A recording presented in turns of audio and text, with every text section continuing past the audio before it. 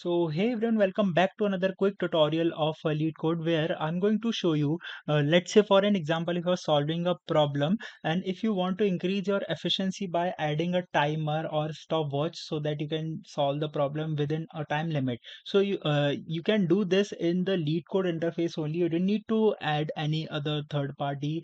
You don't need to use any other third party application. So all you need to do is to just simply like this is the basic layout of LeetCode. All you have been familiar with this one.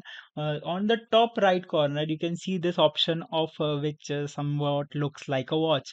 Just simply tap it over there, and you can see the option of stopwatch. From here only, you can just simply hit this stopwatch, and once you hit the stopwatch, your timer has been started. Or you can do is just simply add a timer as well. So both of the options are available for you, and you can just simply use it from here only to get your maximum efficiency on solving a problem. I hope this video will be very helpful for you. Make sure to hit the like button and subscribe button for more such informative and quick tutorials. See you in the next one. Take care.